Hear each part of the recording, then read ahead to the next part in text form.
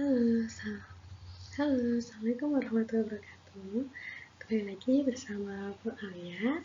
Nah, di pertemuan kali ini kita akan membahas tentang data dan diagram. Tapi sebelum kita membahas data dan diagram, alangkah baiknya kita berdoa terlebih dahulu untuk memulai pembelajaran kita pada pagi hari ini.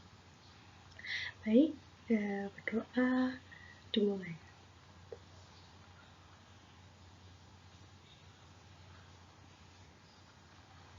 Berdoa selesai. Oke, sebelum kita masuk ke materi, mungkin Ibu mengingatkan bahwasanya di pertemuan ini kalian wajib banget buat mencatat semua informasi yang bakalan Ibu sampaikan di pertemuan ini sebagai daftar hadir kalian pada pertemuan kali ini. Oke, kalau gitu ingat ya, dicatat. Nah, kalau gitu kita langsung saja masuk ke materi. Untuk capaian pembelajaran kita pada pagi hari ini yakni peserta didik mampu menyelesaikan permasalahan dalam materi data dan diagram dengan tepat. Kemudian, tujuan pembelajaran kita pada pagi hari ini yaitu peserta didik mampu memahami materi data dan diagram dengan baik. Kemudian, peserta didik juga mampu mengkategorikan antara data kategorik dengan data numerik pada materi data dan diagram dengan tepat. Kemudian selanjutnya,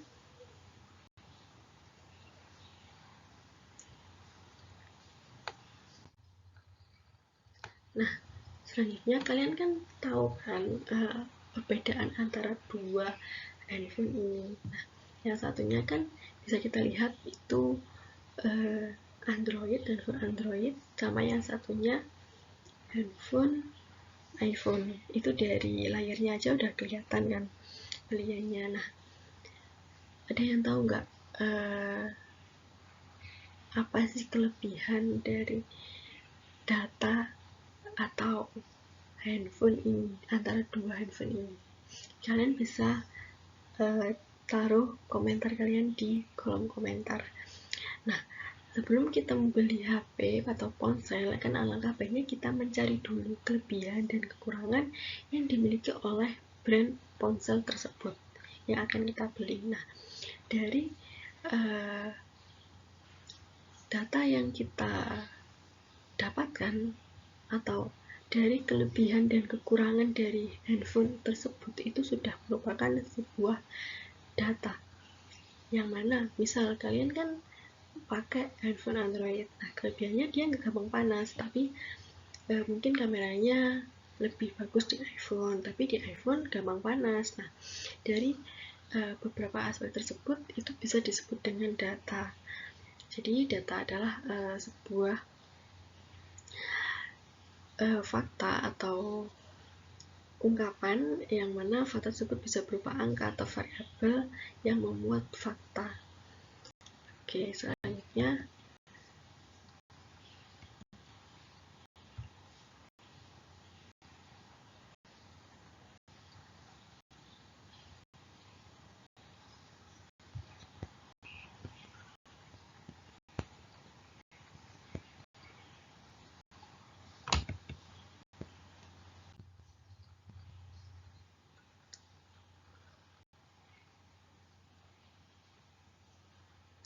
Nah, untuk manfaat dari kita mempelajari data adalah banyak sekali. Salah satunya adalah ketika kita ingin ke luar negeri. Nah, di sini pasti banyak yang ingin ke luar negeri. Tanpa ibu tanya, kayaknya semuanya ingin sih. Nah, dari sebelum kita pergi ke luar negeri, kan kita butuh menyiapkan negara mana yang akan kita kunjungi, terus di sana suhunya berapa, terus pakainya gimana. Nah, dari hal tersebut kan membuat beberapa data, kita akan mendapatkan data. Nah, manfaat dari kita mempelajari data tersebut adalah kita akan mengetahui misal kita mau ke Arab. Nah, kan nggak mungkin kita memakai baju-baju yang tipis, kan otomatis kita memakai baju yang tebal, mungkin bahannya nggak kaos, terus kemudian kita pingin ke Swiss. Nah Swiss kan udaranya dingin, suhunya dingin, nah otomatis kita juga harus membawa jaket yang tebal. Nah manfaat dari kita mencari data atau memperoleh data adalah hal tersebut. Kita tidak salah dalam mengambil informasi, sehingga data yang kita dapatkan itu akurat.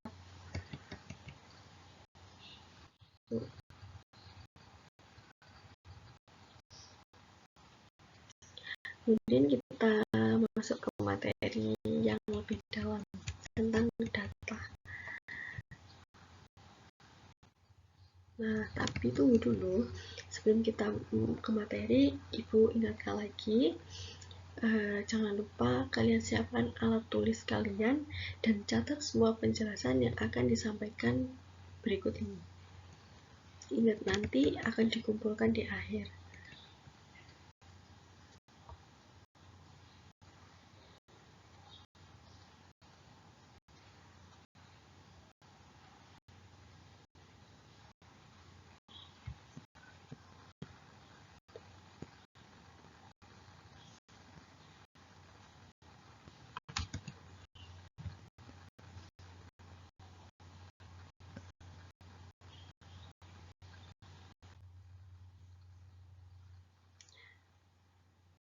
Nah, data adalah merupakan kumpulan informasi yang memuat fakta atau angka yang dapat dipercaya kebenarannya. Nah, contoh dari data sendiri adalah sebagai berikut. Nah, contoh data yaitu data tinggi badan siswa kelas 7B MTS Al-Hikam Jombang sebagai berikut. Nah, untuk yang memiliki tinggi badan 145 ada 3 siswa, kemudian ada yang tingginya 130 dan 8 siswa, kemudian yang tinggi 135 ada 12 siswa, kemudian 140 ada 7 siswa, dan yang terakhir 145 itu ada 2 siswa. Nah, dari tabel ini itu sudah memuat sebuah data dari tinggi badan siswa kelas 7B di MTS Al-Hikam Jombang. Kemudian selanjutnya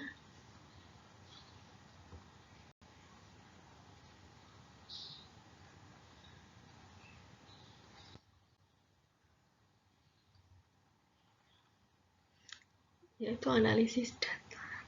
Nah, analisis data itu merupakan proses pengumpulan data untuk menarik suatu kesimpulan, seperti saat ingin pergi ke suatu tempat, seperti tadi kita kalau ingin ke luar negeri, terus kita harus pilih baju berbahan tebal atau tipis, maka kita harus mencari informasi data tempat yang akan kita kunjungi, apakah sedang musim dingin atau musim panas. Nah, agar kita tidak salah dalam memilih pakaian untuk pergi ke sana. Nah, itu adalah sebuah analisis data. Jadi, data yang kita peroleh kita analisis terlebih dahulu, apakah hal itu benar atau hanya sebuah hoax saja.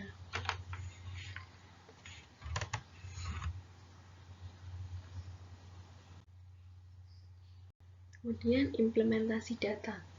Nah, implementasi data adalah menafsirkan data atau memberikan kesan pendapat terhadap sesuatu dengan menganalisis hubungan antara data berdasarkan sudut pandang tertentu dan kemudian menyimpulkannya. Seperti ketika ingin video yang kita buat viral atau trending. Nah, maka kita harus mengumpulkan beberapa tips dan trik dari berbagai sumber, kemudian kita menyimpulkannya. Kemudian ketika sudah disimpulkan, barulah data tersebut bisa kita implementasikan agar video yang kita buat bisa viral sesuai dengan apa yang kita harapkan. Nah, seperti kita ingin nih video kita yang kita buat viral di TikTok. Nah, berarti kita harus melihat algoritma dari penayangan TikTok itu biasanya jam berapa, terus yang lagi booming itu konten yang seperti apa, yang mengedukasi atau hiburan saja gitu. atau ciri khasnya biasanya lagu yang lagi trending apa nih yang bisa buat video yang aku share ini bakalan boom ke permukaan gitu. Itu sebuah implementasi dari data, menafsirkan data dan memberikan kesan pendapat terhadap sesuatu yang menganalisis hubungan antara data berdasarkan sudut pandang tertentu dari beberapa orang.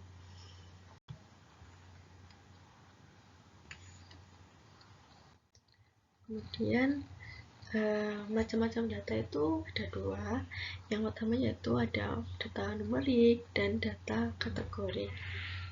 Nah, data numerik merupakan jenis data yang dapat diukur berupa angka dan dapat dihitung. Contohnya tinggi badan Gani adalah 160 cm.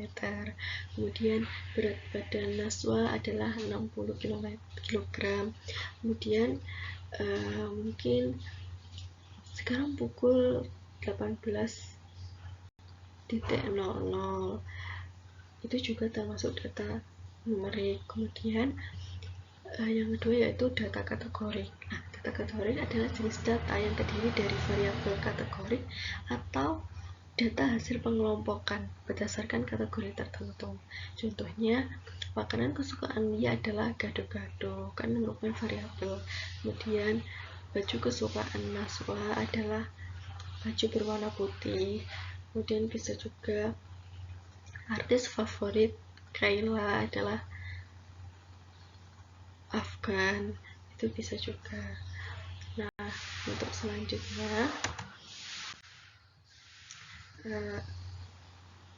selanjutnya mari kita berlatih terlebih dahulu. Setelah beberapa pemaparan yang dijelaskan tadi, silahkan kalian scan barcode di bawah ini, kemudian kalian kerjakan secara mandiri sesuai dengan informasi yang kalian tulis. Ingat, secara mandiri ya. Nah, kemudian jika kalian apabila sudah mengerjakan ini, jangan lupa di screenshot, nanti dikirim bersamaan dengan catatan yang harus kalian kumpulkan di akhir nanti. Ingat, dikerjakan secara mandiri. Kemudian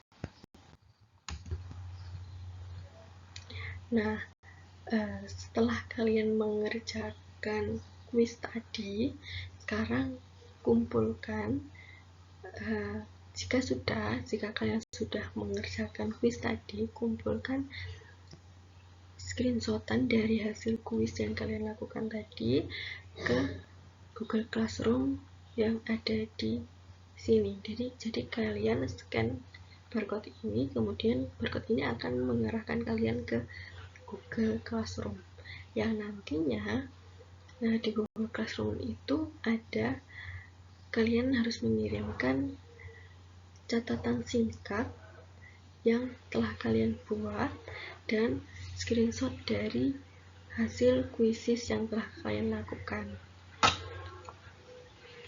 Nah, untuk itu, ini sebagai daftar hadir kalian di pertemuan kita pada pagi hari ini. Kemudian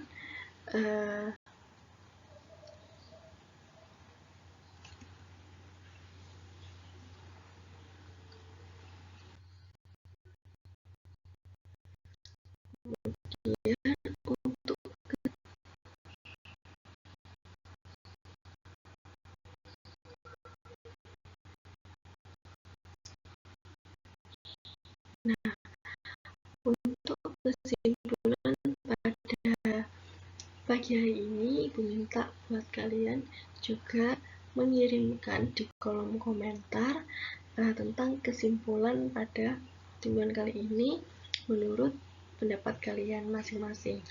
ada. Jadi Ibu bisa melakukan terlebih dahulu untuk pertemuan kita pada hari ini, yaitu data merupakan kumpulan informasi yang memuat fakta yang dapat dipertanggungjawabkan kebenarannya. Sedangkan untuk macam-macam data itu kan ada dua. Untuk data numerik merupakan data yang memuat angka seperti data tinggi badan, berat badan, dan jumlah siswa. Kemudian jika data kategorik merupakan data yang memuat variabel seperti lagu, kesukaan, artis favorit, makanan kesukaan, pesepak bola kesukaan, warna kesukaan, dan sebagainya. Dan jangan lupa untuk yang belum mengerjakan kuis, segera mengerjakan kuis dan scan. Setelah itu kalian harus scan barcode yang ada di belakang tadi yang akan menuntun kalian buat ke Google Classroom untuk pengumpulan buku catatan singkat sama screenshot dari hasil kuis kalian. Itu sebagai syarat daftar hadir kalian di pertemuan kali ini. Dan jangan lupa untuk senantiasa belajar lagi, karena di pertemuan berikutnya Ibu akan melakukan review sedikit tentang pertemuan kita pada pagi hari ini. Jadi tetaplah mencoba dan teruslah mencoba, maka kamu akan bisa. Ingat, teruslah mencoba, maka kamu akan bisa. Karena matematika itu kuncinya ada di mencoba. Kalau kalian nggak mau mencoba, maka kalian selamanya akan tetap di sana, nggak akan bisa keluar. Baik, sekian pertemuan kita pada pagi hari ini. Jangan lupa untuk pertemuan berikutnya kita akan membahas tentang pengelolaan data. Oke, sekian. Wassalamualaikum warahmatullahi wabarakatuh.